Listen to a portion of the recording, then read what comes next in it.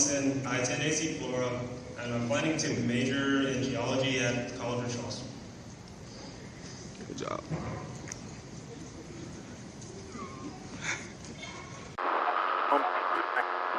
Government officials insist that this... That BNC Live has been following from the beginning. A father continues his mission to find out what happened to his son. Daniel Robinson vanished in the Buckeye Desert. Daniel Robinson went missing in the Buckeye Desert. Urgent plea from a father who has scoured the vast Arizona desert himself. 4-year-old Daniel Robinson, and this is a very, very odd mystery. Daniel Robinson disappeared on June 23rd in the far West Valley. His parents, David and Melissa, need our help. I'm David Robinson, the father of geologist Daniel Robinson. His name, Daniel Robinson.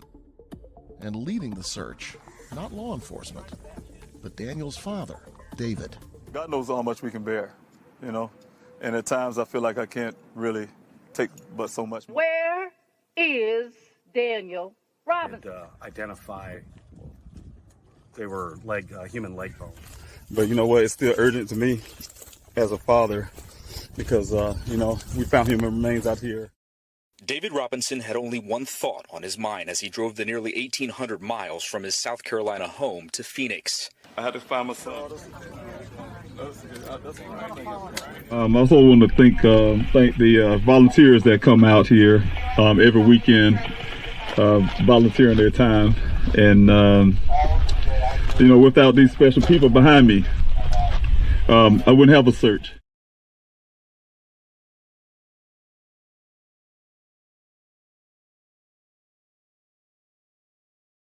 How does a young man vanish off the face of the earth? How does that happen? No record, no sightings, nothing. He's just gone. And when I say a young man, I'm talking about 25-year-old Daniel Robinson. He is the apple of his parents' eye. A young geologist, music lover, good-looking, great grades, the works. So why can't we find Daniel? I'm Nancy Grace. This is Crime Stories. And his dad, David Robinson, is using the GoFundMe money to fund his own investigation and the desperate search for his boy, his son, Daniel Robinson, 25 years old. What happened to him? How did he just disappear? David Robinson, sir, thank you so much for being with us. Tell me when you first realized your son just hadn't called in a couple of days, that he was truly missing. Yes, my son, on the 23rd, I did get a call from my daughter. She also lives out in Phoenix. And at times I feel like I can't really take but so much more. But in his weakest times, David says it's the volunteers that provide him strength. You know, everybody know that I call them my extended family. And so this visual is the same thing. We all here have one common goal, and that's to find Daniel and also to bring light what happened to other families. As the Robinsons' extended family light candles tonight, their collective light shines towards that day when their question is answered and Daniel comes home. Josh Sanders, 12 News.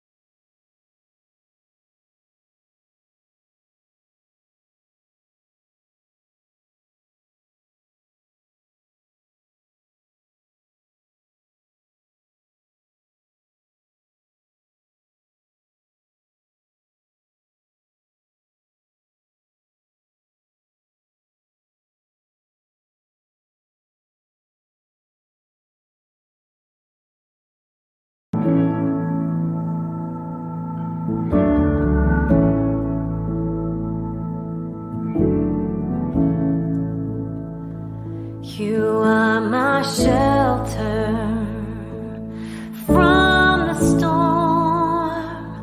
You keep me safe inside your wings.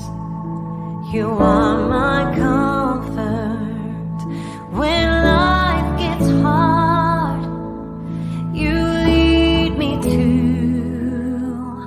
water to drink, and now I trust your gentle hand, even when I can't understand. I know your voice, I'm not afraid, walking with me at the same pace.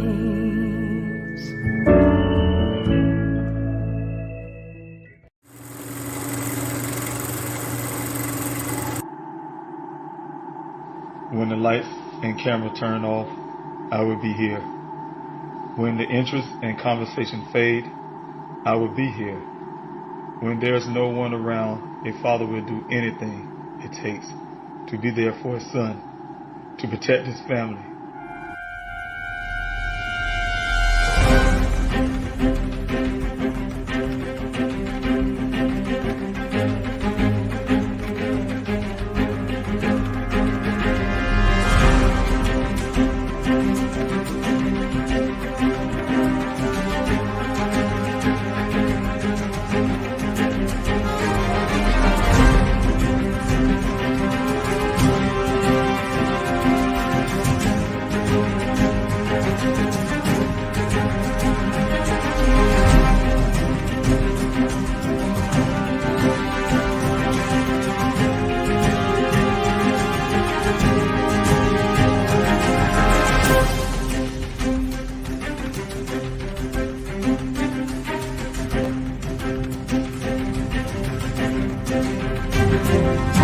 Daniel Robinson went missing 4 months ago. This is the last photo his family has of him.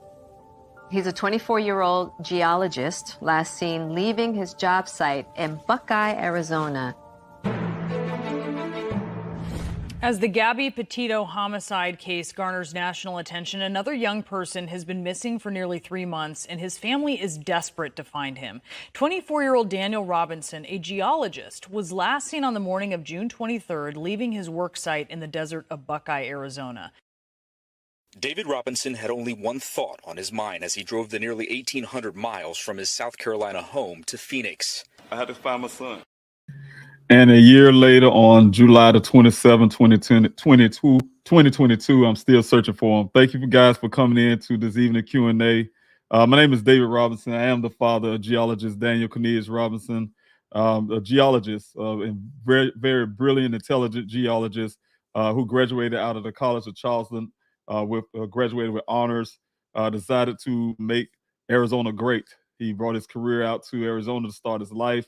He has, as soon as he landed here in Phoenix, Arizona, he landed his first job with a company called Matrix New World, also called Matrix Southwest Groundwater. My son got hired on with them as a field geologist, also called a hydrogeologist. What his job entails is him going out to assignments to various well sites all over Arizona, different cities, different parts of the desert, for instance, different areas where there's communities being built. My son's job is to check the viability of these wells to help determine if these wells can produce at least 100 years of water that's required by law for these communities that's upcoming to have these wells that produce that type of water. Also, to get samples that will determine the rock settlements and things that come out of those wells. On June the 23rd last year, my son was doing just that. He got an assignment to go out to 2 well sites. He went to one roughly around 7 o'clock that morning. Once he arrived there, he took some notes, took some pictures of some notes, and then after that point, he called a worker from a company called Weber. This worker, whose name is Ken, told us that my son did indeed get those directions from him to get out to Sun Valley Parkway, Cactus Road area, Junction area, where my son met him out on the roadway. According to that worker, my son and he had a brief conversation on the side of that road where my son followed him into that desert, 1 mile west and then 2 miles north to get up to that area of the well site. Once they arrived at the well site, roughly around 9 o'clock that morning, they had a 10-minute conversation, roughly a 10-minute conversation about the weather. My son also had discussed that he may have, according to his worker, may want to go back to Phoenix to get some rest. And then after the little conversation, my son waved off to him and drove off to never be seen again. As you guys know, after almost 30 days later, his vehicle, was found in a ravine a little over 3 miles away, around 3 miles away from that well site, farther out into that desert. Like I said, a remote part of that Sonoran desert. It was flipped on the side there. Everything allegedly, we don't really have forensic work, but allegedly my son's clothing was found 3 feet away from that vehicle, with everything from the socks, underwear, from what the law enforcement spoke with me and told me about. Everything was clothes, everything from socks, shoes, underwear, you name it, was off his body, about 3 feet away from that vehicle.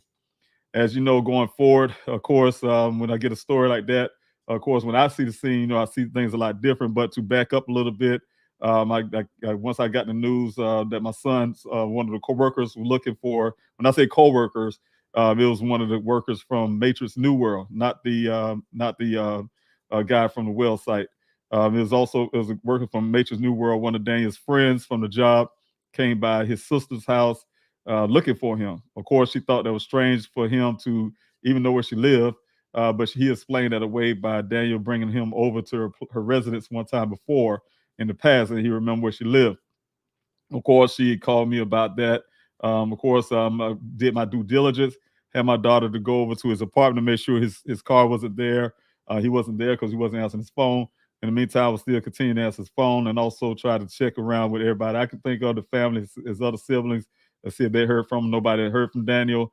Of course, I didn't have really a big alarm, just a small alarm, until I really looked at the time difference from Arizona and South Carolina and realized that my son been missing over 6 hours. That was alarming to me, because that's well past a time where Daniel would at least say something to somebody. If he have any kind of travel plans or anything he's got going on, he definitely will reach out to myself, his siblings, his mother, somebody. You know what I'm saying? Because we're very close like that, especially with his siblings, very close, and definitely will be giving out some kind of information. So, of course, I had to put in a missing person report to try to do that first with the Tempe Police Department.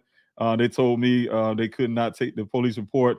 I had to report that to Buckeye. Is because I had mentioned the word White Tank Mountains. I didn't know what the White Tank Mountains was at the time, but I did get that information from Daniel's job, said that he was last near the White Tank Mountains area.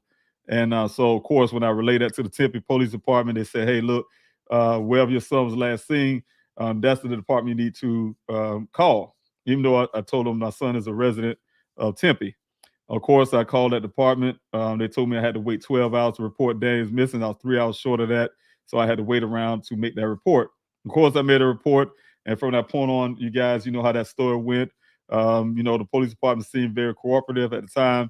The officer, the night officer that took the call, took the case at the time, went out to Sun Valley Parkway, where he told me, and searched that area of Sun Valley Parkway. I know there was some discussion that they somehow went to the desert. That wasn't the case. And when the officer talked to me, I do have those things as well. They went out into Sun Valley Parkway. He went up and down that road to see if Daniel was. At the time, that's the first time I've heard of what Sun Valley Parkway was.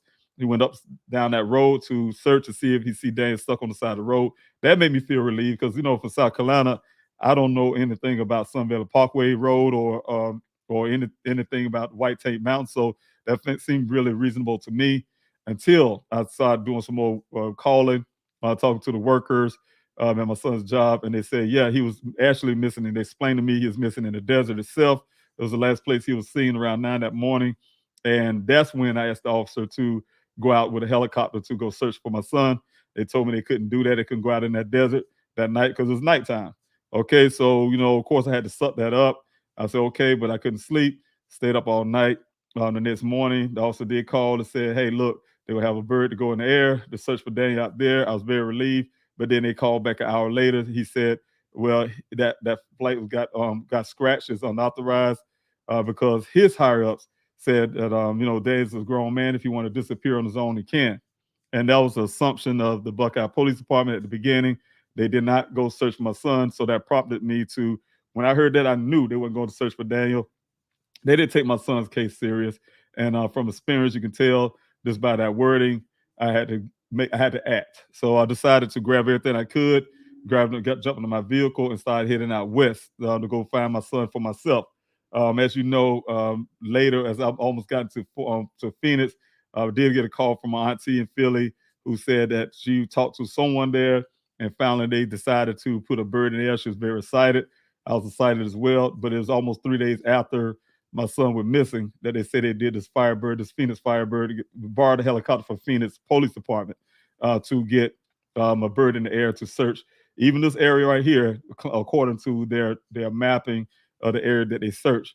So again, you guys, when I got on the ground, the first thing I wanted to do is talk to the guy at the well site, as well as get all the information I can from James' job, as well as helping with the Buckeye Police Department. My daughter and I, we asked them to do cell phone pings. They said they couldn't get that. They first told us they were going to get the cell phone ping data. Was very relieved of that. He then came back and said his higher up came to us and say they couldn't get one because if they was to apply for one, they had to apply for one with a judge. And because my son's case is not a criminal case, they would not be able to get in. The judge would deny it if they tried to put it in. Of course, they didn't do that. So we asked for maybe some footage that shows my son driving to that area, maybe driving out of that area, or anywhere in Phoenix that will suggest where his vehicle has gone. Because at that point, we didn't know around June the 26th to June the 28th, so around that area, we didn't know where Daniel's vehicle was located or where he was located. Then they came back and say, well, they can't get anything. They ain't got no kind of footage of Daniel's vehicle ever driving in Arizona. Because I asked, I said, well, did he ever drive in Arizona? No footage at all about him driving in Arizona, no traffic lights or anything. They couldn't get anything according to the Buckeye Police Department. Then we realized that my son had what I thought at the time was an OnStar, but it's called a Uconnect in his vehicle that would determine where his vehicle at least has been traveled or where it is at that moment. They told me they couldn't get that. They told me they couldn't get the Uconnect information. They did later say yes. They retract that and say, yes, we did talk to Uconnect. We called them ourselves. We talked to them, and those guys came back and they said they couldn't get anything because the Uconnect must be malfunctioning. Somebody must have took the battery source apart. And when that happens, they cause it to malfunction. And when it malfunctions like that, it causes zero grids. So the first question I had was, why would his vehicle be disconnected from the battery source?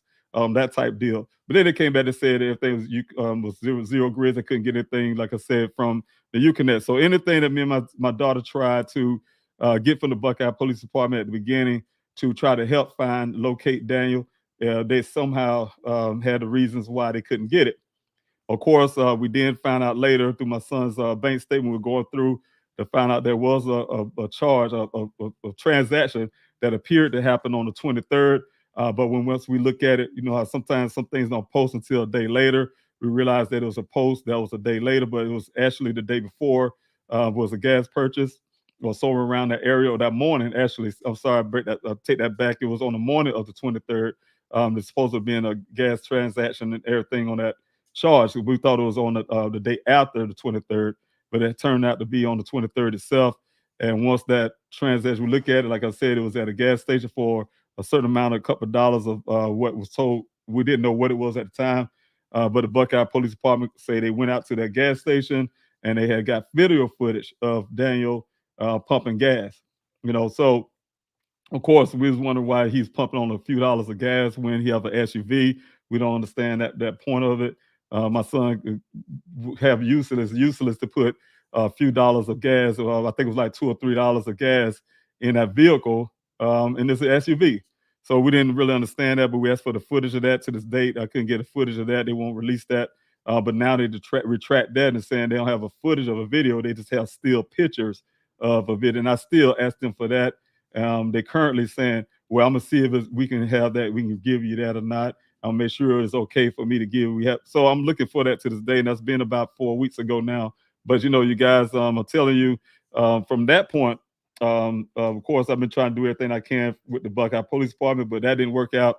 And in the meantime, again, like I said, I was also wanting to see the guy who said my son just vanished, just got in the vehicle, took off to vanish, to wave off, and never be seen again.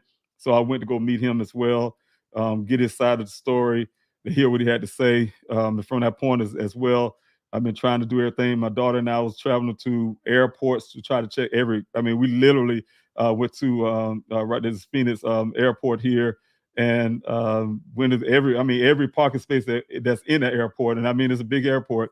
And I went to every parking space that we could find in the area, and searched those areas. I mean, put a lot of money into just going into the parking areas, and trying to make sure that Daniel didn't somehow catch a flight or something happened like that. We know he didn't have a passport, so we were comfortable with that part of it.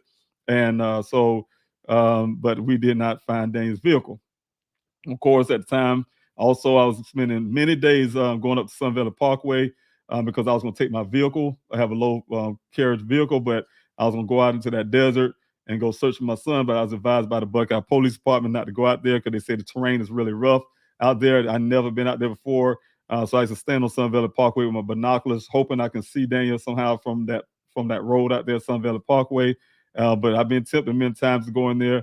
But I do know, being a veteran, like Afghanistan veteran, been fighting the war out there in the desert of Afghanistan. I know the desert's nothing to play with, and this terrain may be different from my homework that I have been doing about the Buckeye Sonoran Desert. Now, of course, I had that little thing in my heart. Started doing some news, trying to get some news channel reporting in. But one thing that was bothering me is that that desert was keeping me from my son. The possibility of trying to get out to that desert was keeping me from my son. I wanted to get to that well site. I wanted to go out there in that desert, try to search for my son. I don't know how big the desert really was in that area at the time, but I wanted to get out there, and that's what I did. I did everything I can to reach out to anybody and everybody I can in Arizona. Like I said, did my homework, and then it finally paid off when I was able to get my first search going out there in the desert. And I've been doing it for 40-some weeks, guys, searching my son out there in the desert. I cover over, my volunteers and I cover over 32, I'm sorry, I'm losing my track, 32,000 acres of land, somewhere around there. And that area, I'm gonna get my numbers back right again, but we covered a lot of ground out there. We've been searching and searching and searching. So, you guys can imagine it's been a real hard toll during the summer months, as also during the winter months, out there searching, constantly searching for Daniel.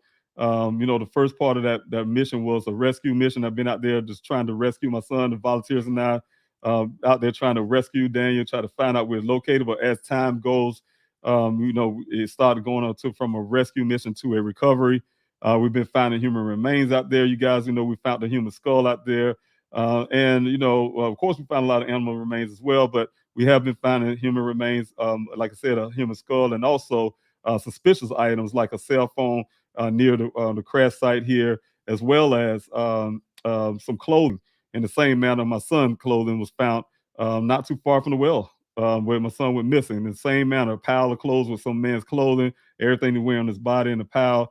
We turned those things over to Buckeye Police Department as well as a sock was found by my investigator that belonged to Daniel near the well site that matches a sock in the evidence bag that Buckeye collected from the scene. So a lot of things came fruitful from every one of my searches, every one of my efforts. But you can see the difference between the Buckeye Police Department's searches versus mine. They've been out there. They claim they've been out. Their first search was almost 3 days after my son went missing.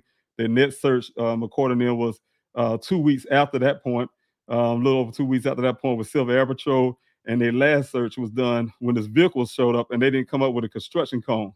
They haven't come up with anything. Every time they went out there, they come up with empty-handed. They didn't find anything. They didn't see anything. They don't know anything. They even had cadaver dogs in this area where this vehicle was found.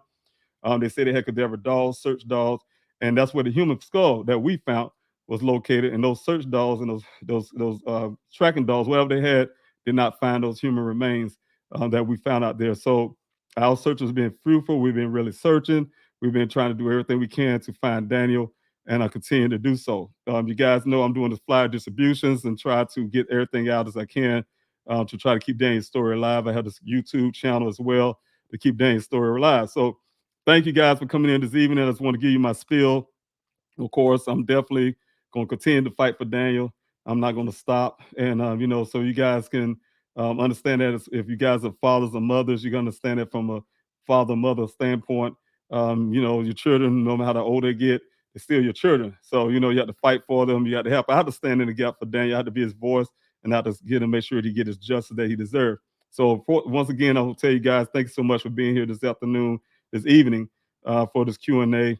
I want to say on the bottom of the screen for those who have answers, and you come out to the Q&A, you came out to my searches, and you've been following me. You hear me been out here for over a year searching for my son, and you have those answers to what happened to my son. You need to speak up now. Don't let life pass you and you don't talk. You have a tip, you need to bring my son home. You need to use an anonymous tip line. The tip line is on the bottom of the screen there. Use that tip line so you can stay anonymous. There's operators that's there 24 hours, 7 days a week to take your call. They allow you to be anonymous if you like, as well as make sure they treat you courteously. And if you have those answers, you can bring some closure to me and my family, help me bring my son back home. You guys also, if you don't want to talk to anybody and you feel reluctant and you feel like you're snitching or whatever the case may be, you can also use your phone to text the word tip to that number, and still you can remain anonymous. You don't have to talk to anybody. Text the word tip. The form will come up. You can fill that form out, and you can still stay anonymous. If you don't trust that with your own phone, hey, look, go get a burner phone from a little drugstore. They are very cheap, and you can use a burner phone and text the word tip. All I want to do is get you to do the right thing, to fess up and go ahead and allow me to bring my son back home. I've been fighting for a year. If you follow me, you listen to everything I have to say, you go out to the searches to help me search my son. It's time for you to go ahead to, go ahead and come clean. So utilize the number on the bottom of the screen. Also, I want to tell everybody who's also watching, we do have a day of remembrance, September the 10th. As you guys know, the past date that we had to be rescheduled due to that Roe v. Wade decision with the protesting going on. It so happened to have on the weekend that we was have the event, but we have the event date of September the 10th.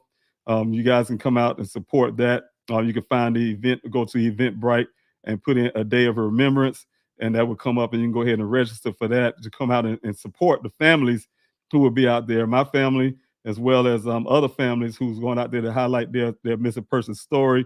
If you have a missing person that you want to reserve a spot for yourself, please hit us up on pleasehelpfinddaniel@yahoo.com, and we can add you to that list and make sure you have that spot, that save a spot for you to be able to bring your tables, your chairs, your flyers, everything you need to put your person's story out there. As well as you being out there, you can get some of the resources that we'll have out there, and also you can meet other families, and we can have be able to share our stories and support one another. So also, you guys who don't have a missing person in your life, come out and support us. Like I said, just come out and support us. We need that support. We need as many people as you can. You can also make plans if you're out of town. Make plans now. September 10th is not too far, but it's good enough time limit away if you guys can. I know school is coming back and things like that, but if you guys can come out and support, we definitely would like to see you out there. It's on a Saturday, so you guys can definitely come out there and help if you can. I really appreciate it. Also, please like, share, and subscribe to this channel. Today, saying I found some of the little perks that come with the channel, but as well as for me is like I said, this is not an entertainment channel. It's a channel just to get Dane's story out there, and as well as answer some of your questions that you may have about his case, and get his story out there. So if you guys, every time you like, share, and subscribe, you help me get the channel out further, help the algorithm get this channel out farther, and like I said, get Daniel's story heard by those people who have those answers to what happened to him. So also, if you want to distribute flyers as well, please email us. I mean, if you want us to send you flyers, you can email us at pleasehelpfinddaniel@yahoo.com. Also with those information on with your information, your personal information, like your name and your address, so we can get those flyers out to you. But you also can go to Please Help Find Daniel and use the PDF that's there and print out flyers if you rather do that yourself. That would be very helpful to us. It would be helpful to me because I need all help I can to get those flyers out. You can print them out. The PDF is there. So thank you again. If you want to become a volunteer as an ambassador for your city, you also can hit me up, for that. Go to, I will be having a Zoom meeting tomorrow. It's an open meeting. The only thing you have to do is register. It'll be tomorrow at 5 o'clock. And if you guys, 5 o'clock here in Arizona, that'll be 8 o'clock at night, p.m. There in the East Coast. You guys can come out there and, if you want to be a part of this volunteer ambassador to pass out flyers in your community. I can tell you the ins and outs about that. You come into the Zoom and I can talk to you about that. So the link is on Please Help Find Daniel on the front page. You'll see the link there to the Zoom. You use that tomorrow afternoon.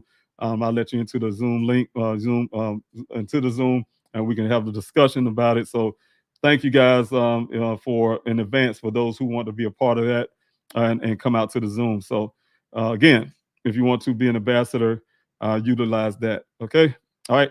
And if you want to help in other different ways, you also have a volunteer in other ways tab on pleasehelpfinddaniel.com. Use that.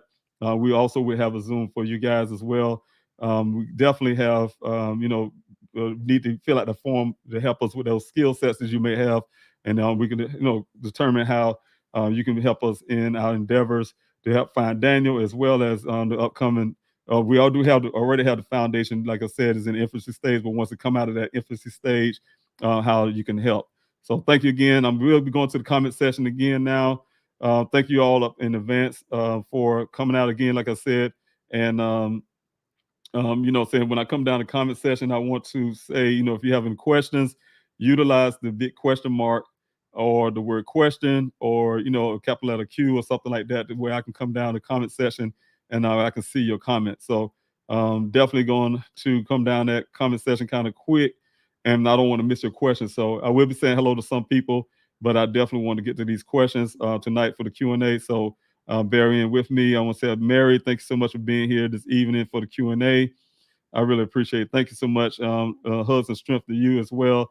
I really thank you for that. Thank you, D-Love, for coming in this evening on the Q&A as well. Doohickey, thanks for being here. I really appreciate your support. Thank you, Leanne, for being here. Thank you. I really appreciate that. I really appreciate that. Thanks so much. Thank you also, Rona. Thank you. Hello to you as well. Thank you, Tracy, for being here this evening. So thank you guys for coming out, T and Wildflower as well. Thank you guys for coming out and showing your love and your support, because I really need that at all times, to keep Daniel's story out there. Thank you, Angie, again, for being here this evening, coming in from this morning on the YouTube side of things. I really appreciate that as well. Cha-Cha B, thank you also as well. Good evening to you. Thank you also, Ruthie, and, fast and prayer for Daniel. Thanks so much. Hashtag fast and prayer for Daniel. Thanks so much. Thank you, Sophia.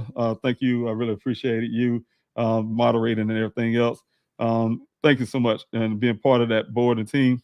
Also, thank you, like I said, D-Love, thank you again for being here, as well as Carolyn. Good to see you, Carolyn. I'll see you here on the Q&A. Miss seeing you in person, but thank you so much for coming in this evening on the Q&A. And thank you for all the stuff you have been doing with the flyer distribution, as well as out there in that desert with me, out there in the desert and searching. So I really appreciate it that you're out here on the Q&A as well. Again, as always, to show your support. Thank you so much, and I love you. Thank you. All right. Thank you, Sophia, again, for putting that up. You guys, if you can, I'm always, grateful for any donation that you can give to help me in my efforts to find Daniel, and also to continue what I'm doing here, whether it's this Q&A to, like I said, the flyer distribution, as well as fighting for a way to get the forensic work, all of the forensic work done, not piece by piece, but get everything done, because that's some of my answers, as well as continue my fight, keep my boots on the ground, to continue my fight against the law enforcement they're not moving. They'll try to get them moving. When I say fight against them, fight to get them to move, to help me find my son. So I need all of that. Thank you so much, Sophia, for putting the information up there. Also, Cha-Cha, thanks. So again, I really appreciate you for being here this evening. I do want to mention that the petition, you guys, if you can, go out there and go to Please Help Find Daniel, and you can hit that's the link here to straight to the change.org link to get to the petition, but you also can go to pleasehelpfinddaniel.com and go under the petition tab and you can sign that petition. But when I say sign, I mean put your voice to that petition, because that is your voice, you're speaking on my behalf, and I really appreciate that. So again, thank you again. September the 10th, don't forget, is a day of remembrance. So I'm gonna put all the stuff my team member here, Sophia's been putting up here, so you guys can see that. Also, thank you, Jill Riley, for being here this evening on this Q&A. I really appreciate that. So thanks so much. And thank you again, Angie, for that really nice comment and that prayer. I really appreciate that. Amen. God bless you too. And thanks so much. All right. If you guys have any questions, I will be coming down the comment section. Look for your questions. And thank you, everybody, again, for coming out here, sign the petition. Again, we have 118,922. Thanks, Sophia. Voices to the petition. But you guys have any questions, like I said, definitely put that here on the Q&A. I would love to answer those. Also, understand that as well, Dateline had finally put out that full episode, well, actually it's a full podcast of the interview that they did with me. They went out to the desert, did a couple of day trip out there with the desert with me, did some filming as well. I'm not sure if they're going to eventually do something with the filming as well. But the podcast is there. You guys need to go in there and listen to it. The link is right there. They did a really good job on that. Of course, some things for myself, I would say that, definitely I'm really grateful that they took the time out to spend that time with me in the desert. Robert Dean and some of the others on Dateline. So really grateful for them doing that, sharing Daniel's story, trying to get it out there as much as possible. So again, if you guys can hit that link there that Sophia put there and check it out. So thank you. I really appreciate that. As well as, let me see who else I got here, who's in the chat. D-Love, I think I said something before, but thank you, D-Love, again for being here in the chat. And guys, if you have any questions, again, I'm coming down, look for those questions. And if you have those, please put the word question there first, a big capital letter Q or some question marks where I can see it as I'm coming down, so I don't miss it. So thank you, Terry Decker, for being here as well. Thanks so much. I really appreciate that. I do have a question here from Mary. All right, if I got the moderators in there, if you guys see that, adult dating type thing going on, you guys can get that off of there. I really appreciate that. But I have Mary Flynn here with a question. And guys, I'll tell you, if you guys see things like that in the chats, sometimes the moderator can catch them, sometimes it can't. But things like that, some people don't have nothing better to do. But they have nothing better to do but to cause that kind of disruption and things like that. No matter what, no matter it's a hurting family, no matter it's you're trying to do something right, you always got somebody that's trying to do something wrong. They don't have that kind of empathy and some kind of morality in their brain to say, hey, look, this is not a place to do things like that. But you got to, we have to deal with everybody, the good, the bad, and the ugly. So that's the kind of things that happen. But thank you, Mary, for coming in this Q&A, and I really appreciate that. Thank you for your question. Can National Guard help you, a fellow soldier? We tried it before. It was one of the things we tried in the past is to try to initiate, try to initiate the National Guards as a training to come out and try to help in the searches, for instance. And of course, we was unable to do that, so because that's controlled by the state, and so we was unable to get National Guards to help, in that ever. But I do have some soldiers that did come in, well, troops that came to help from the Air Force Base near the White Tank Mountains there. Some of those soldiers did come out to some of the searches in the past. I would have loved to see some of my battle buddies from Afghanistan, some of my battle buddies, my old unit, to come out. But like I said, we all have our thing. A lot of people don't understand veterans. We do have a lot of things we deal with ourselves personally, whether it's mentally. We have some hidden wounds that's also mental. And so sometimes, just like for myself, and I can be honest with you guys, when I first got in the desert, it was real hard because, I've been out in a different kind of desert. This desert was different. Arizona is different than the one in Afghanistan. They have more vegetation here in this desert, but it's a desert. And when I put my boots on the ground there in the Sonoran Desert, it did bring up some memories because I did have my combat boots on. I used my old uniform boots and things like that. So to really handle that terrain out there, and they do bring back memories. So I think sometimes veterans would try to shun away from, those experiences because they do remind you of certain things, and it's hard. But I have a mission. I have to put those things to the side some way. It's a battle that I had to fight in my own mind, and but I was able to do that. So sometimes soldiers won't come put themselves in those kind of positions, but I do have a lot of veterans, whether they had the uniform on or not. But there's a lot of volunteers, I'm sure, was there out there in the desert with me as veterans as well. But the National Guard, no, I was unable to get that going when I tried it before. So, all right, thanks so much for that question. I really appreciate it again for you being here. Thank you, Brooke, as well, for being here this evening. Thanks so much for coming out to the Q&A. And you guys, I'll tell you, just kind of ignore that stuff that come up. Like I say, you got people that just don't have that type of love and empathy, for others. All right. Thank you, Angie, for your question. Has the tip line received any tips to date? Yes, they have. And, not asking for details, just curious if people are actually talking. Well, yes, I do get some. I do have some that I had to, of course, check into. But also I have a lot more of people who do things like come to the tip line. I say it all the time, you guys, if you want to contact me directly, I do have a direct cell phone number. It's a public cell phone number, 803-200-7994. And I usually have on the bottom of the screen. But you guys can, and also you can hit me up. Please help find Daniel at yahoo.com. And if you guys want to contact me direct and say, hey, Mr. Robinson, I'm not being funny, but I'm using an example. Hey, I think you should check under this tree that's on grid, so on, because that seemed more reasonable that he could have traveled that way and could have stopped there to take a drink of water. So I'm using an example. If you have some tip like that, saying that's what that's for, to hit me directly. The tip line is for that person or persons who actually know what happened to my son, whether they was involved themselves, whether they involved by they heard word of mouth from the person who had something to do with it, or they seen something, themselves would actually help to my son, something that actually is going to bring my son home. Not anything like, assumptions, or like I said, you need to check the White Tank Mountain size over there, or I think you need to go check this grid, blah, blah, blah. That is for direct to me. But, I do get a lot of that. And so I had to go through that stuff sometimes. And, when people leave that kind of tip. So that's, it's a tip, but it's not the kind of tip that would bring Daniel home. It's a tip, a suggestion where they think I should be looking or something, that type deal. So again, yeah, I do get a lot of tips, different types.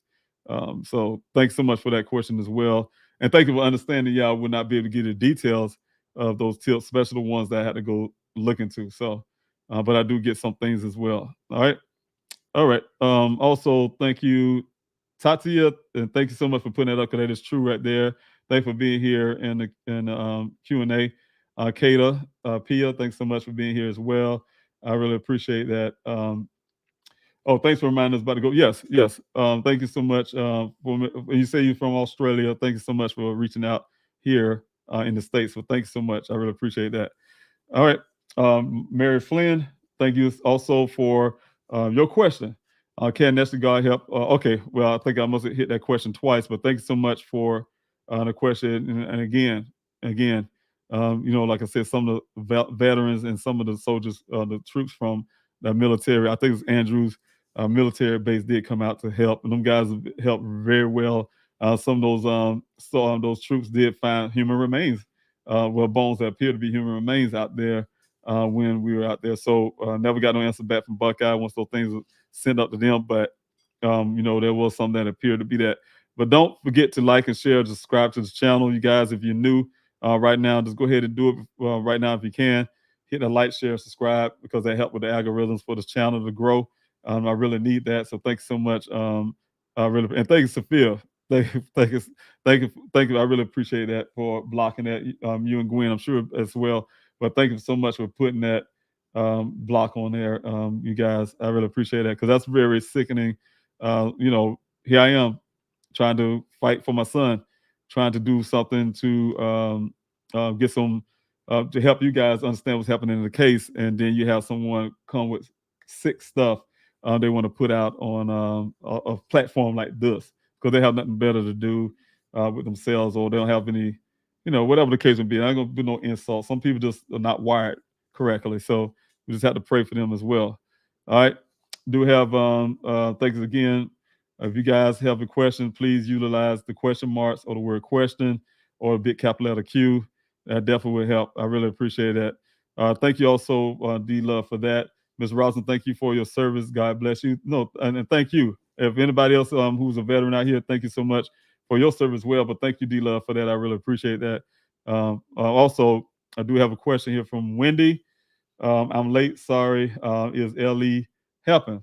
Well, well, I'll say it like this. I think they're helping themselves, of course, with as long as I'm doing the Q&A and things like that, they know what to, put in their report to, because if you guys can, what I need to do is get some of these reports that people can kind of graduate, so you can graduate to see how these report changes over time and how they are doing things.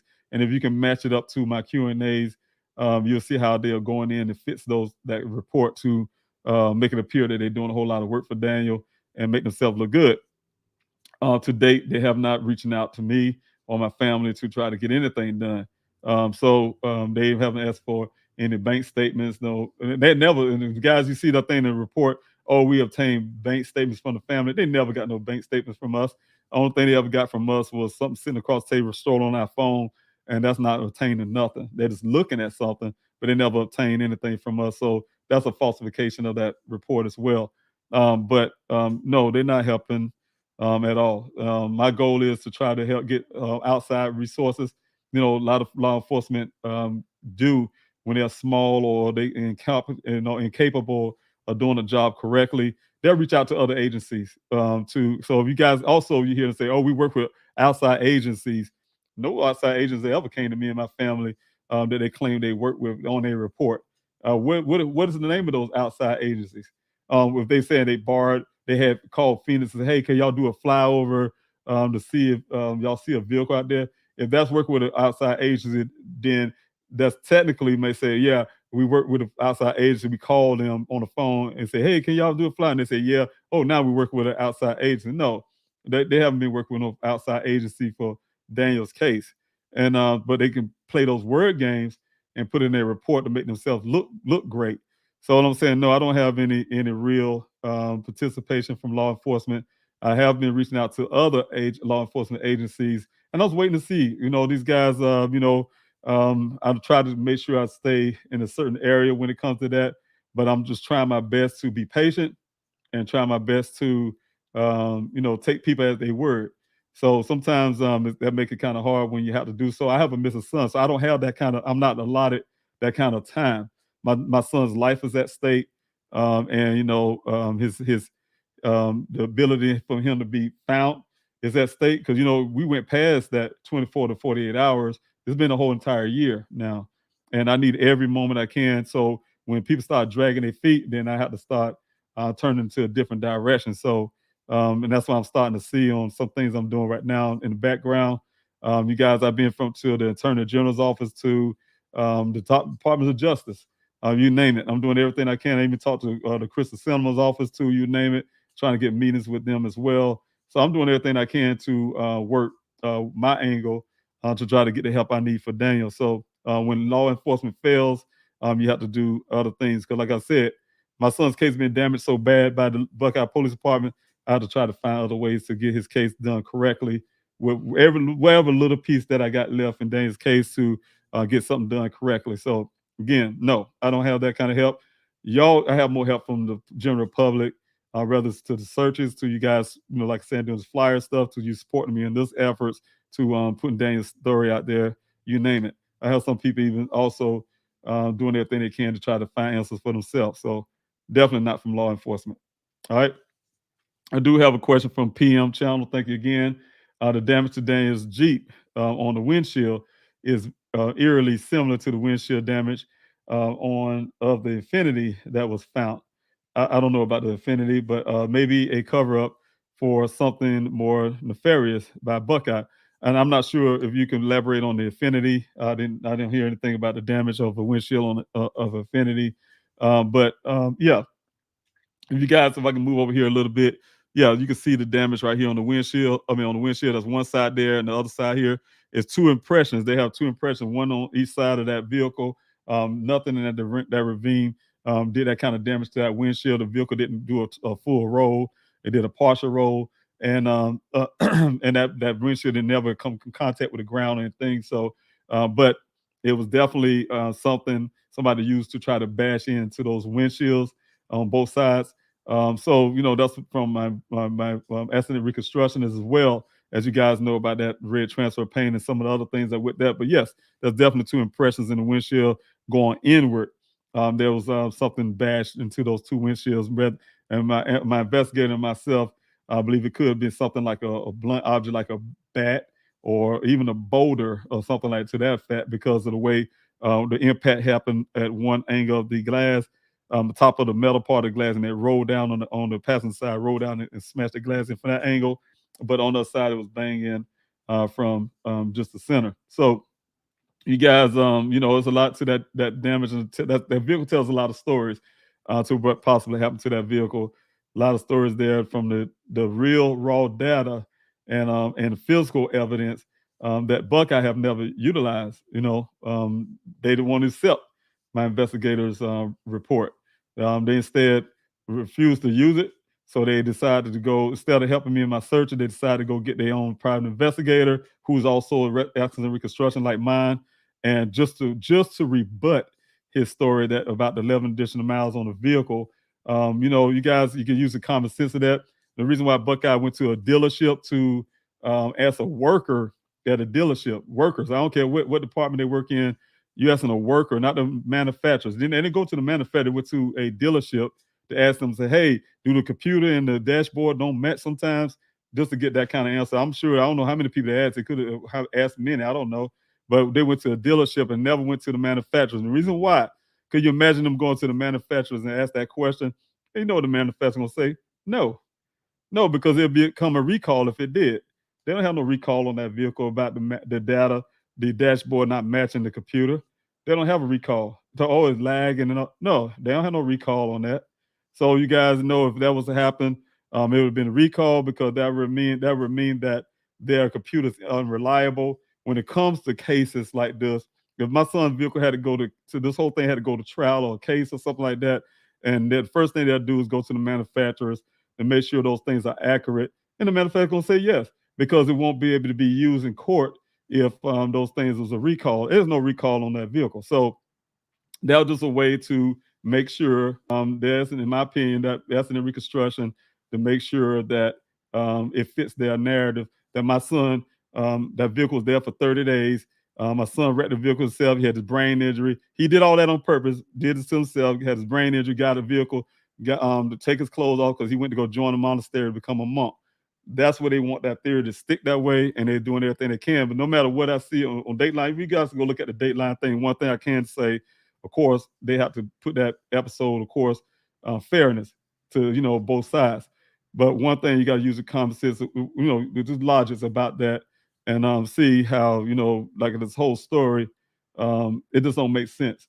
It wouldn't make sense for my son to do this he did this on his own. They've been on this area. A lot of people been on this area since my son was missing, and not one time that vehicle was there. Even the rancher who found the vehicle said it was there 2 to 3 days prior, and it wasn't there. So, but they wanted to be there for 30 days, even so much that a hard hat, magically, a hard hat was, because one thing they told me, yeah, it's a hard hat filled with water, because it was raining, and the hard hat, a lot of rain was coming through there, right? And it's filled with water, a hard hat. But why is in the back seat filled with water with no rain excess? The rain wouldn't be able to fill that vehicle up, that hard hat up from where it was sitting in that vehicle. The only window was bust out on the side behind me, guys, is that one right here. Oh, excuse me, my orientation is wrong. Right here on the driver's door. That's the only glass that's broken out. Against pop beliefs, the sunroof here, let me get my orientation correct. The sunroof here do not have a glass. That's a panel. It has a panel there. And, of course, if it's raining, the hard hat wasn't sitting. That's in the center of the vehicle. You still got the back seat area where the hard hat is found. Still no excess of rain getting there. No excess of rain coming down from the driver's side window to get there in that hard hat. So where did the rainwater come from? And inside the insult to injury, there was a business card in there that's not dissolved. So it was sitting there for 30 days. So you can look at all of that and say that's a stage type deal. Sometimes I put it, say, to make it appear that have been sitting there for the rain, for the because this is the monsoon season here in Arizona. When Daniel went missing, it was almost going into the monsoon season at the beginning stages of it. And so now going into graduating into this monsoon season, we will be expecting more rain now in this time of year, this point of time. But if you look under the vehicle, this is a ravine that goes southward, and the water. Everybody knows water travels from north to south, right?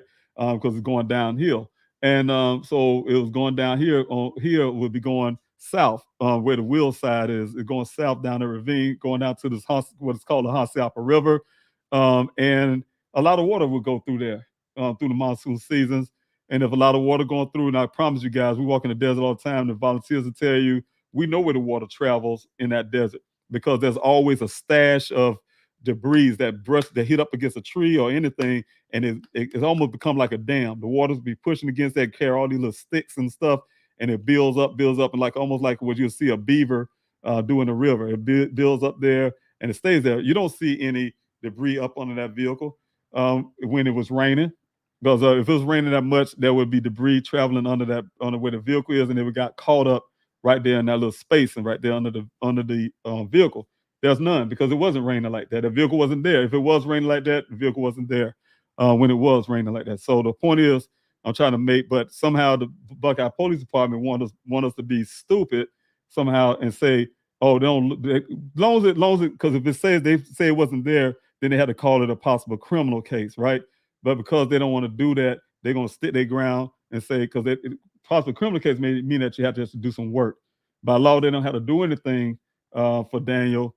They can do anything they're doing now legally by putting all these great things in the report, but not physically doing anything. They can get away with it because the point is, if it's a criminal case, then they have to actually do some work.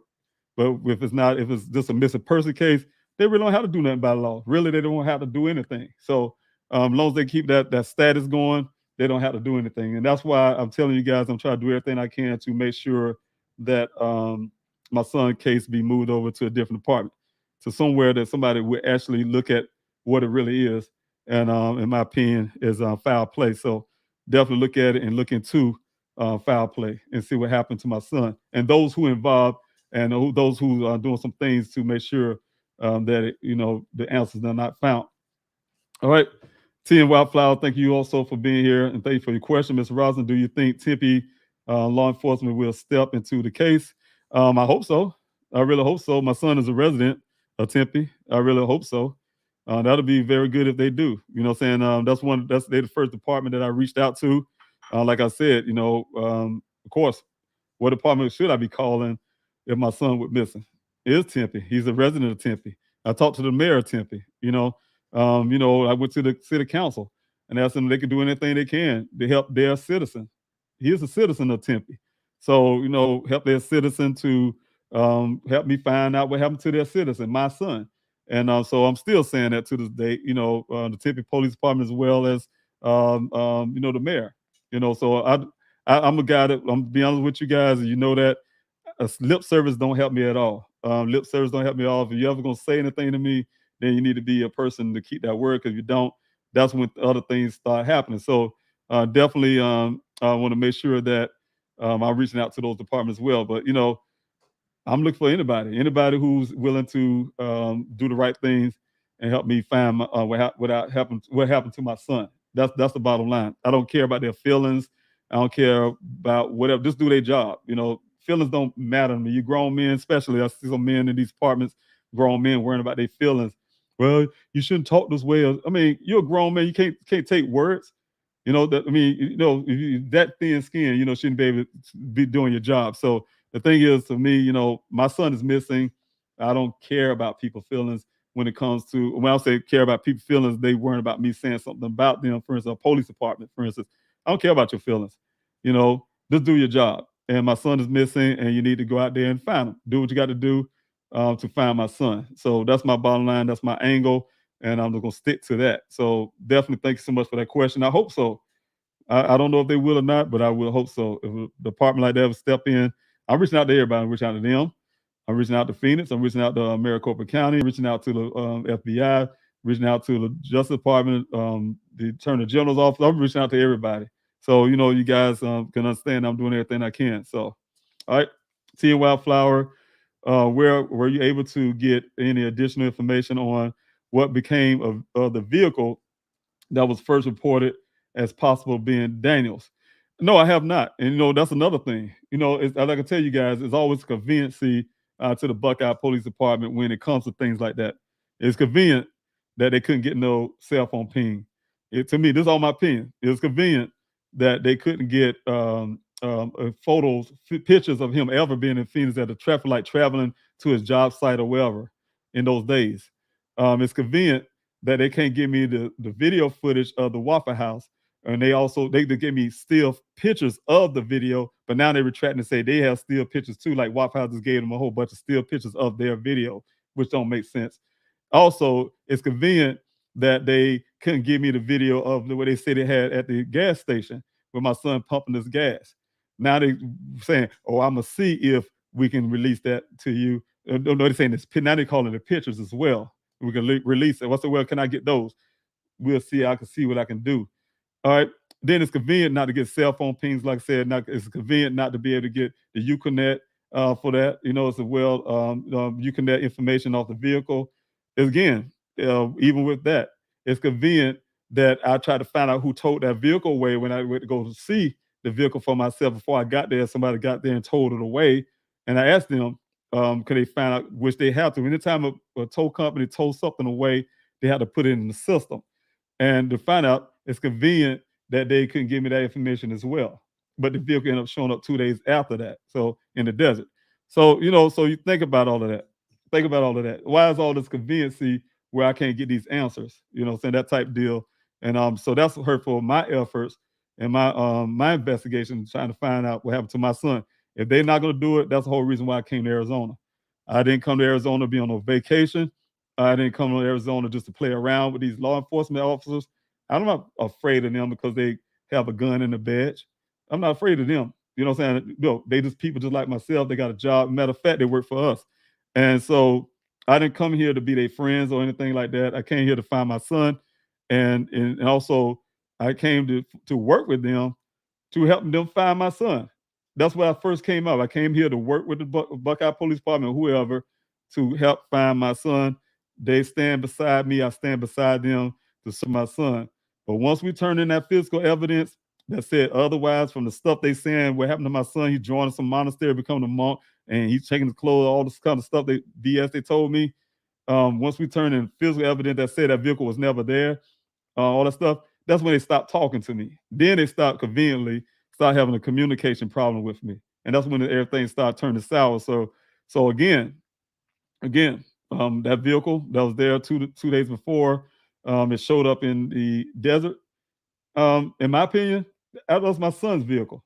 That explains where the vehicle was before it ended up in that desert. You know what I'm saying? So that's the kind of deal, the stuff that they don't want that to be something told, and you're told, because if they do, then they have to admit that it's some type of foul play that happened. But again, everything's designed to keep that from happening. Oh, I don't see any evidence of foul play, because you're not looking for no evidence of foul play, and you want to make sure you don't. You don't want those evidence to be seen or heard, but we have them right there. We found it. Me and my investigator, he found it. He did his job, did an excellent job on that vehicle, found those evidence, but they don't want to accept it when the evidence is smacking them in their face. And not on the data pool, from their own data pool that was read by my investigator that gave us the 11 additional miles and things like that. So and the cranks, the additional cranks on the vehicle. So long story short, they don't want to accept that, and then they want to try to refute that for whatever reason. Again, conveniently hired their own resident reconstructionist to say exactly what they were saying at the beginning. That deal. So in my opinion. All right, here we go, Leanne. Thanks so much again for your question. Do you trust that coworker that let him leave when he said he didn't see him right, that he didn't seem right? Who would just let him drive if that were the case? I'm not sure of the question. I'm going to read that again. Do you trust the coworker that let him leave when he said he didn't seem right? Okay, I got what you're saying now. That worker, first of all, I don't trust them at all. First of all, the question is, do I trust them? No, I don't trust them at all. I don't trust the story because the reason why I don't trust the story, I'm not calling the man a liar. I just don't trust his story. And it's because, and I don't believe the story. And the reason why, I mean, they probably was saying like, call him a liar, but no, I'm not literally saying you're a liar. I'm just saying I don't believe it. And the thing is, the reason why, because I literally, again, I don't just be saying things so I don't have people come and try to contradict me. But I go out and I did, when the volunteers are gone, I go out to the desert a lot of times on my own. And one of the things I've done, and you guys seen some videos here on the YouTube channel, I trace those steps. I trace the story. The first thing I did when I first ever went in the desert, the first time out there, is I made it to that well site. And I listened to this man's story. And I stand outside that vehicle. And I stand in that near that well site. And I try to put myself in Daniel's place. I stand in different spots in that desert and try to feel my son and feel myself, put myself in his place and wonder when he said my son was staring off into the desert. That was the first initial thing that told me his story didn't make sense to me. Because when I was standing there, as you guys can see the well site now, they did a lot of clearing. But back then, when I first went out there, that brush was very close to that well site. And when I was standing there, I'm looking around like, what was he looking at? If he was standing off there, he wouldn't be able to stare off into the desert because that part of that desert, the brush was very, very high enough where you're not looking out there. You might see the mountain peak, the White Tank Mountains peak. You can see that from above that brush, but you don't see nothing because you're nothing to look at. Where he was looking at some bushes, So that was the first initial thing. That was a problem for me. The second thing, like I said, is the fact that, of course, I know my son wouldn't just wander off on his own, but physically, just went out there and listened to the story. He said, I stayed left of the tracks, and what he told me to make sure he didn't disturb him. It's impossible to stay left of the tracks without disturbing them because the road that you travel on is so narrow. First of all, the second part, he said he followed my son's tracks. How he know which tracks is my son? There's so many vehicle tracks going through there because you have day truck vehicles working out there. You have people that travel, and that little immediate area is very kind of busy sometimes. When I say busy for a desert standpoint, you do have different vehicles, whether it's quads, razors, to those other workers who drill in the wells, to you name it, coming through there. There's a lot of tracks there, and a lot of those tracks still there. Just from my vantage point, during the monsoon season, when we had flash flooding in those areas, and we had to be very careful when I was conducting searches out there to keep people away from the Hansiyaka River, for instance, in certain areas where the water was rushing through. And so it was raining real hard. And some of the tracks we had the week before was still there. Because we made new tracks because we were making new trails as we was going there. So those trails don't get washed away so easy, and that type of dirt that terrain has there. So I looked at all of that, put all that together, and no, I don't trust his story. I don't believe it not a little bit. It's something phony about the story, right? It sounds good, but something phony with that. So that's one of the other things. The other part is, this guy says two things. He said he got a call from the worker. Daniel, he said he got a call from Daniel's co-workers at the job, his real job, Matrix, saying that around 3:00 that evening, alerting him that Daniel was missing, or Daniel, they haven't seen Daniel. But yet he said he was thinking he was something suspicious and looking on and claiming he was looking at Daniel's eyes and carrying on like I told you guys before, he's a black man. Daniel's a black man, and he have dark brown eyes. It's impossible to see his pupils with those eyes, his color eyes, right? Unless you have a flashlight. And I know Daniel didn't allow some man to put a flashlight to his eyes to see if his eyes are dilated. Oh, I'm checking to see if his eyes dilated. Really? So you're gonna try to sit there. So you thinking all of that and thinking my son was acting strange, but you let him drive off like you said, and you waited you claiming that you didn't do anything until now. All of a sudden, on the interview I'm hearing, he didn't wait till about 3:00 in the evening before he went to go look for him, and then didn't make one phone call, didn't do anything. If he thought something was wrong and he didn't come back, he didn't do not one phone call. One thing I would have did first is I would have made a phone call. Yeah, he did a phone call late that evening, but I would have did a phone call, saying that, hey, look. So everything just didn't make sense to me. A lot of stuff didn't make sense to me, and I think sometimes people go through the motions, to throw things off. Yeah, I went to go look around when the worker said something, that type of deal. So I don't know. What I'm saying is, the bottom line is, for the Buckeye Police Department to take somebody's word without vetting it like I have, then that's a problem for me. That's the reason why I say they damaged the case so much, because everything I've seen so far is these people who got the stuff in their report, they only said these things. They said, when they told me about it, they say, oh, I talked to this person and they told me this. And then they put in their report. It was no vetting. It wasn't they back and see if they're lying about it or whatever the case may be. The last person that seen my son should have been in an interrogation room somewhere being questioned, but they put me and my daughter in an interrogation room and asked us questions, that type deal. But you know what? So it should be things like that. You know what I'm saying? Some things like this. So now I don't believe that story. I don't believe it at all. But we'll see. All right. D-Love, thanks so much for your question as well. Mr. Robinson, if you can't say to protect integrity of bringing Daniel home, I can understand. My question is, have you been able to search all the wells? Well, I don't know how many wells it is out there. I've been searching I searched all the wells that I found. I'll just put it that way.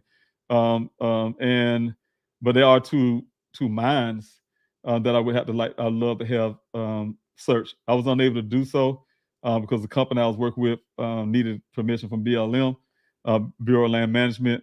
And like I told you guys, once I started showing them that Daniel's vehicle's on federal land, they don't talk to me anymore. Like I said, they told me, hey, I need my attorney and all of this stuff, do law enforcement. So it's a little efforts to try to get those mines that need to be searched. The two mines, the one mine that Buckeye called a well. So let me know they didn't do that as well as that accurately either. Because if I found that there was mines and they still was calling them wells, or we went to go search these wells, those are mines. They don't let them know that they did the job that they did that day when they tried to, thinking I was going to be satisfied with them taking a camera down in the well, and as soon as that camera touched the water, they brought it back up. And then the people who did it with that makeshift camera they had was upset that their camera got a little wet on the bottom because it shouldn't go touching the water. No, to search that well, you had to have a submergible cameras that go in that water and actually do the job, which I was able to get done through a company that went out there with me. And so what I'm saying is, no, I mean, I wasn't able to check those mines, but I was able to get the wells done. So if there's more wells out there, I haven't seen them yet, but I'm sure there's a lot of things out there in that desert. All right, again, you guys, if you see all this adult stuff and this kind of crazy stuff, just kind of ignore it. People are going to be who they are. Like I said, just ignore that kind of stuff. We have ignorance in this world. People die. They live and die with themselves being that kind of person. So just leave them alone. Let them be who they are. So just ignore that and stay focused on what we're doing here is to bring awareness to Daniel's case, as well as trying to get some answers and stuff like that. So thank you guys for bearing in with this Q&A. I'll probably get add some more moderators to be able to catch some of it. So it's kind of hard to catch some of that stuff and try to get them off of there. So, you guys see things on there, just ignore it. All right, Angie, thanks so much for your question as well. I wonder why it's not attracting more attention that Buckeye isn't doing anything at all. This should be on News Daily. Shame on them, guys. See, we know one thing is we're kind of trained and we kind of, I believe, in my opinion, kind of being conditioned to just take law enforcement word. When they say something, they put in the word in a report or whatever the case may be, it's all good, right? A lot of people are reluctant to question law enforcement, even though they work for you. And a lot of people are afraid to question law enforcement. I'm not. So there's a difference between me and a lot of people. Sometimes people want to see good in law enforcement. You can see that. You got people who was hollering Blue Lives Matter, but they was at the Capitol trying to kill police. It's the same people.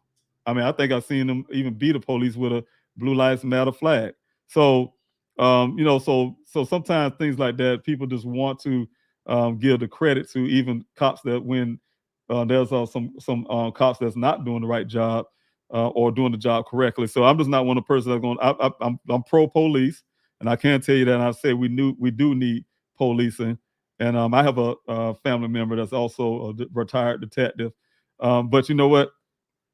We need law enforcement, but we don't need bad law enforcement. We don't need law enforcement that's going to have to do a job. We don't need law enforcement who have some kind of ego trip when they feel like if they can't do the job, they reluctant to hand it over to a department that can do the job. Only thing I asked from the Buckeye Police Department, for instance, if you're short staffed, you don't know how to do the job, you're incapable, just be honest. This is my son's life. That was at the beginning. This is my son's life at stake. I don't care about your egos. I don't care about your feelings.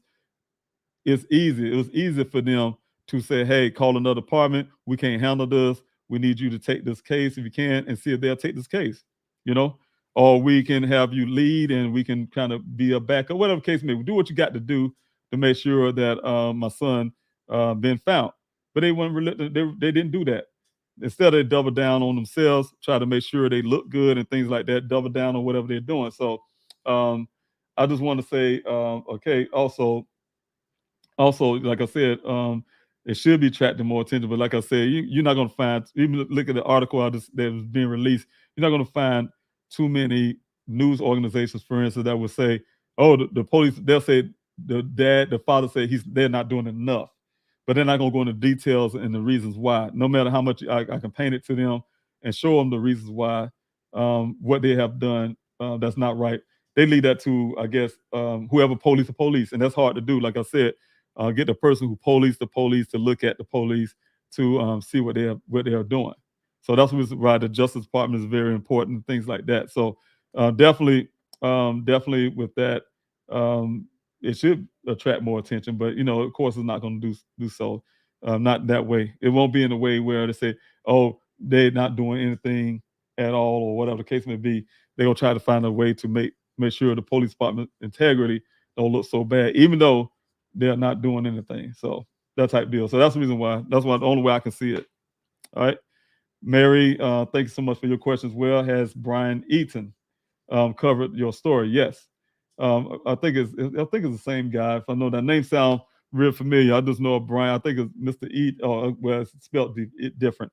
Eaton, I know Eaton, but no Brian Eaton. I don't know that one. So it must be somebody different on News Nation. But News Nation have done a lot of interviews. I've done a lot of interviews with News Nation, but never a Brian. So, but I did a lot of interviews with them. He's a caring and awesome and bring a lot of attention needed. And yes, I think I heard his name before, but yes, I did do a lot of interviews with News Nation. That was one of the sources that did a lot of interviews. They even had a Missing America a segment as well that I was a part of as well. They came out to the desert to do a lot of filming with me out there in the desert. So I'm really grateful to News Nation for their help. All right, do we have a question here from D Love? Mr. Robinson, has Instacart been helpful to you? No, not yet.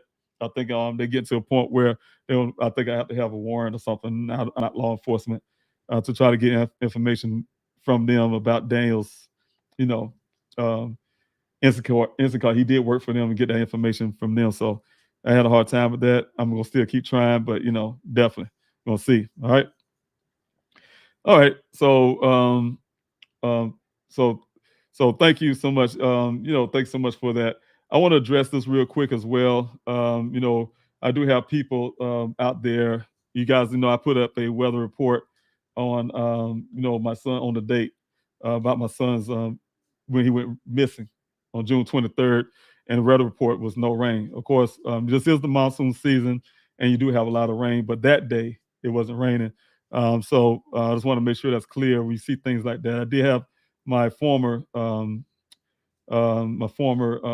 which he did a very good job out there in the desert. I want to say that up front, treat him like a brother, and really grateful for him and his wife, what they have done out there in the desert. But I want to say this real quick.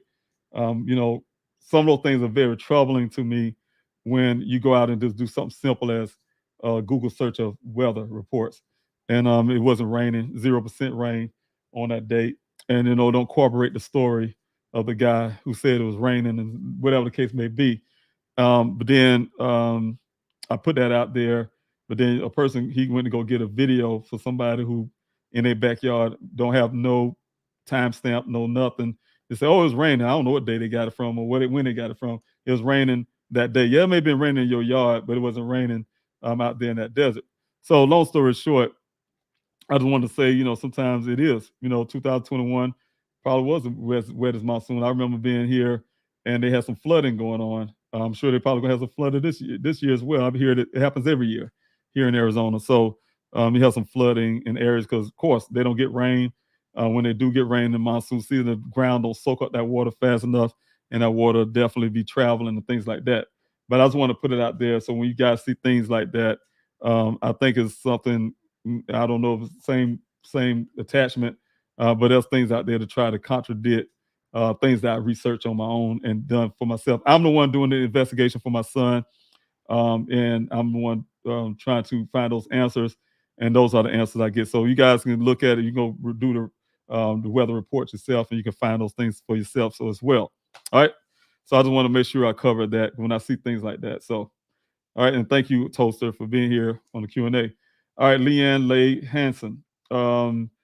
Thanks so much for coming out, and thank you for the question. Has anyone tried calling the local tow companies and garages? Yes. And one of the things I had to do is when I couldn't get information about that vehicle. If you're asking about that vehicle that's on the side of the road, I did try to get those information, try to find what possible tow company would have pulled that vehicle in that area. There's a few. There's one that was, matter of fact, was one that was real near that to that area also as well, but I couldn't get that information. But I can tell you also, I do know the company that pulled my son's vehicle from that ravine right here behind here. And they don't, so some people say where the red transfer paint, it definitely didn't come from them. Of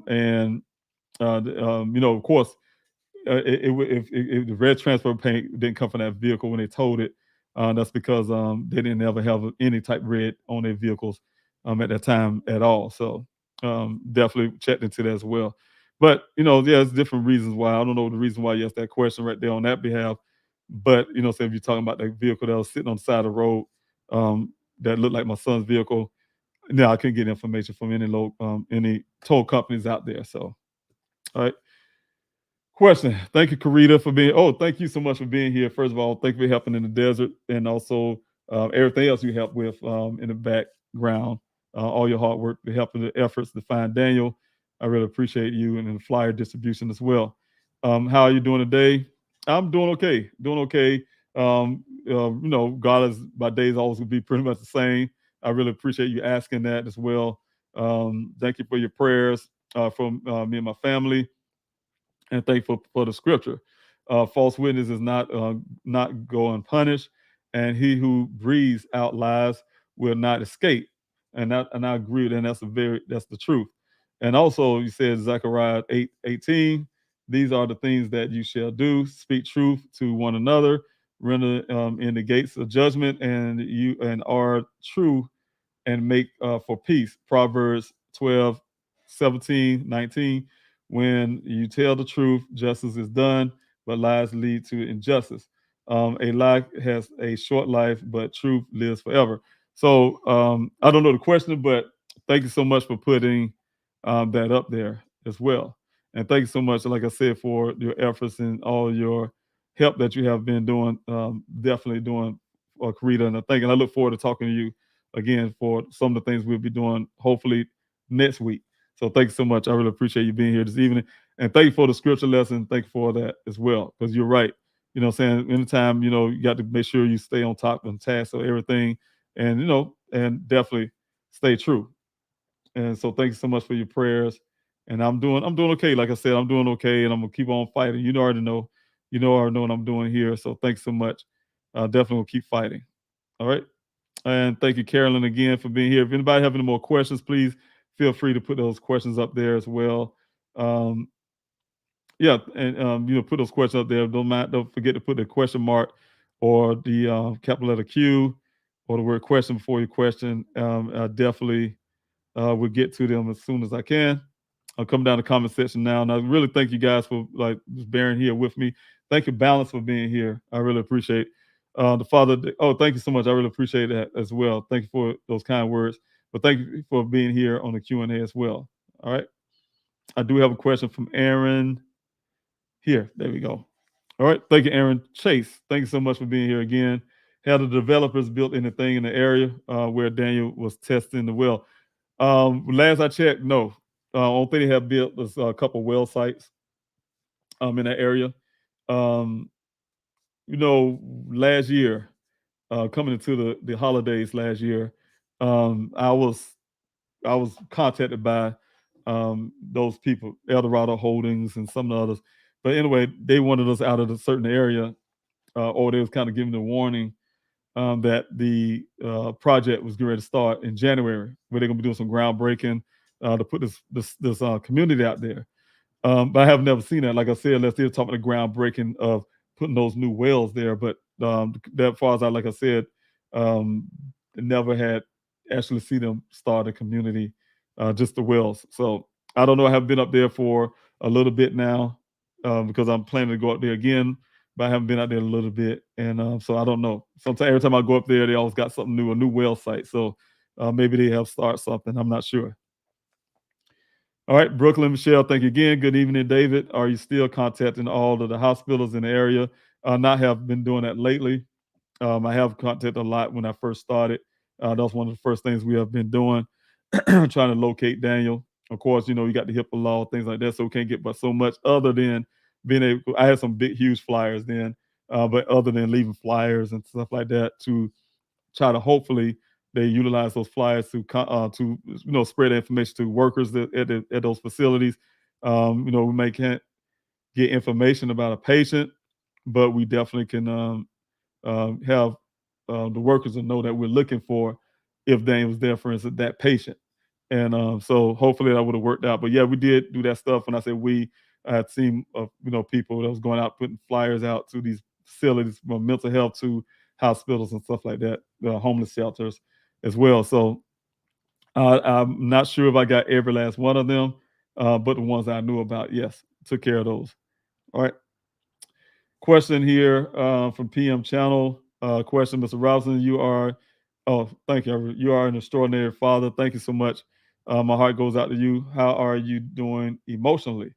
Emotionally, I hold in a lot. As I told you guys, I've been doing this for a year. My first quest was and of course, when you realize that your son is missing, your child is missing, and you realize that the police department is not going to do anything. Yeah, it's an emotional thing. Think about it. Most people that hop on the plane, my mind is I'm getting in my vehicle where everything I got and start driving because I lost it in a sense. Now you're gonna tell me you're not gonna find my son? Okay, I got one for that. I had to go do it myself, right? So what I'm saying is, yeah, of course, it'll tear you apart, right? Worrying about your child. And so make a long story, I made a choice. I'm a veteran. One thing in my training, again, I say it all the time. We first of all, we're taught that the mission comes first. And no matter what, we put our missions first. I learned a long time ago when we first lost our first soldier in Afghanistan. He was 18 years old. I'm not going to put his name out there. But those who've been over there with me, they know who I'm talking about. 18-year-old young guy, first casualty that we had. And when that experience happened and I understood the training and the reasons why the training had to be that way. We was in a combat zone.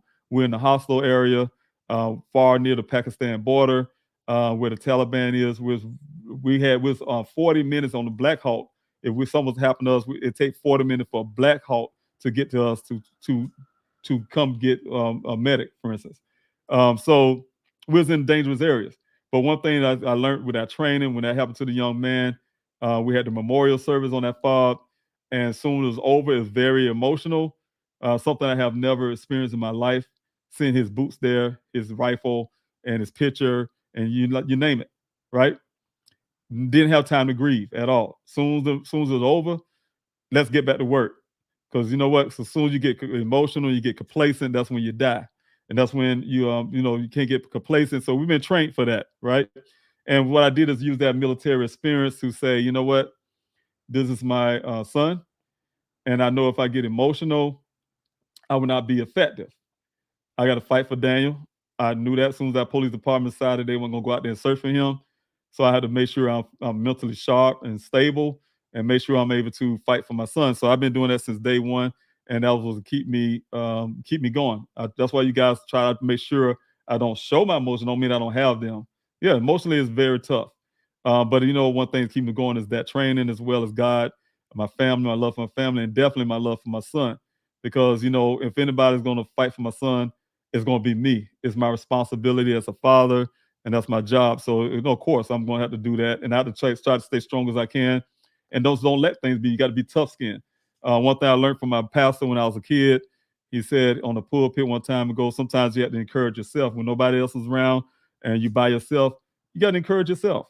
You got to be your own cheerleader, and that's what I have been doing as well. So you definitely got to do that to keep yourself effective. I would have not gotten this far over a year. I wouldn't have gotten far without your help as well. But I'm saying I wouldn't mentally have gotten this far over a year to be effective for my son to get some things done.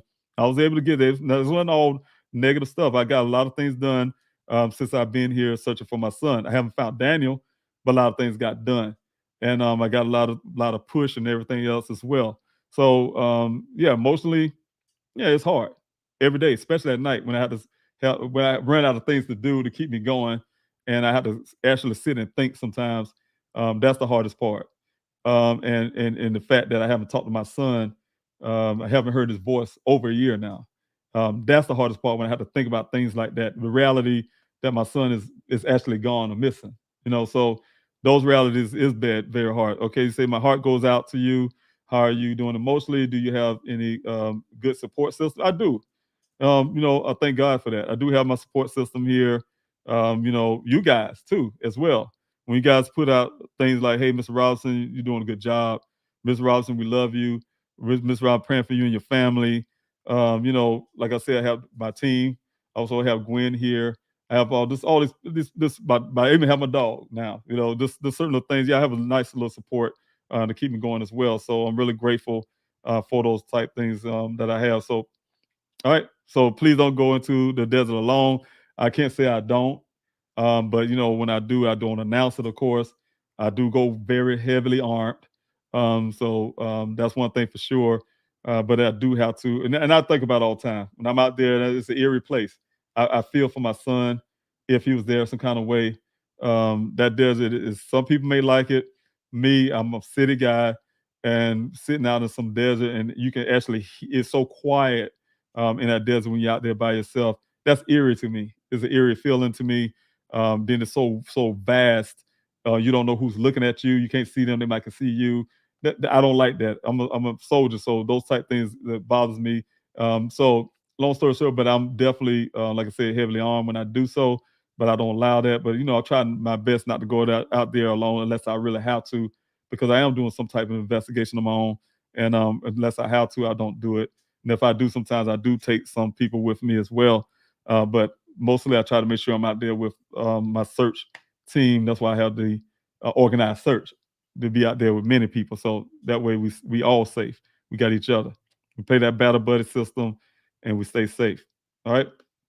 So thank you so much, PM, for putting that out there and giving me the opportunity to express that, my mental state, how it is, to be David here in Arizona. It's rough. Like I say again, you guys, I'd rather be where I'm at, where I love to be every year, sitting on the beach somewhere, letting the waves hit my foot, getting in that water or something, I love the sun of Florida, for instance. I love the heat, the sun. I'm a humid guy. I'm used to humid weather. So that type deal. I would never in a million years choose to be in Arizona in a desert somewhere, especially searching for my son. So it's rough. It's a rough deal, but you know what? He's my son and he's worth it. All right. Have a question here from Choose Wisely. Thank you so much for your question. Good evening. Could I get some flyers to put up out here in North America? Yes, you can. And let's say North America. So you may be in, I'm not sure where, but in North America, where you're at in North America. But you can do it two ways. You can go to pleasehelpfinddaniel.com and go into the PDF tab there and print those flyers yourself, or you can hit us up on pleasehelpfinddaniel@yahoo.com and request those flyers with your email address. Your physical address and your name, so you can have some sent out to you. So really, thanks so much for even wanting to do that. I really appreciate that. Choose wisely. Thank you again. Excuse me. All right. Oh, here you go. Thank you, Sophia, for putting that up there as well.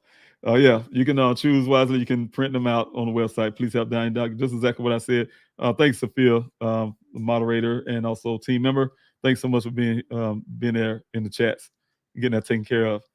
All right, Balance, thanks so much for your questions. Have Buckeye law enforcement track Ken's GPS device? I doubt they did any of that on the day that Daniel was last seen. I doubt they did any of that. I doubt even, that's what I'm saying, they had to bring a person in first, right? I doubt they even asked him for a cell phone.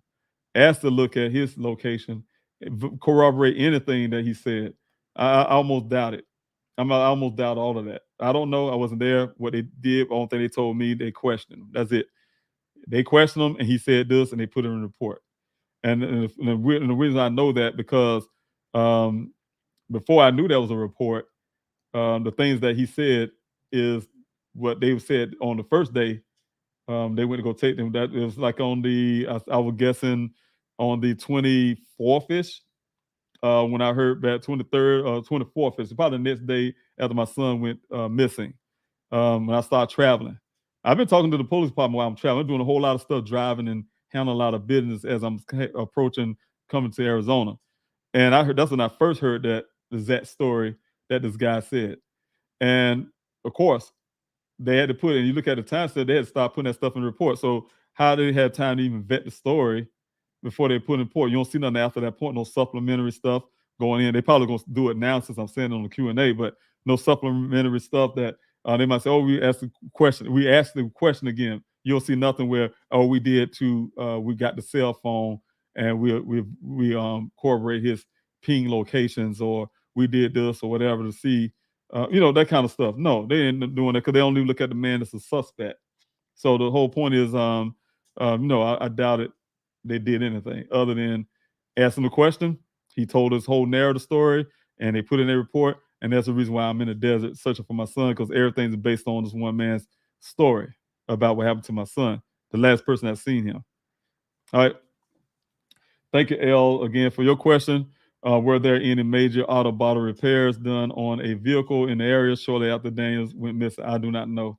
I really don't know that answer to that one. I don't know, especially if there was a vehicle with red paint. That's the one I would like to know. All right, Aaron Chase, thank you again. You probably have, but it's worth asking. Have you been in touch? Have you been staying in touch with the Maricopa County and surrounding counties medical examiner's office, asking if they have any John Does? No, I have not. One thing for sure, yes, that's one thing you can. I don't know how often they get John Does and things like that, but one thing I do know for a fact is I just now got the DNA stuff done. So hopefully, I don't know how their system is or how they run that system with that, but it's supposedly be all that stuff runs together. And if John Doe come up and my DNA stuff and Daniel's mother as well matches into those, hopefully they would call and to let us know that.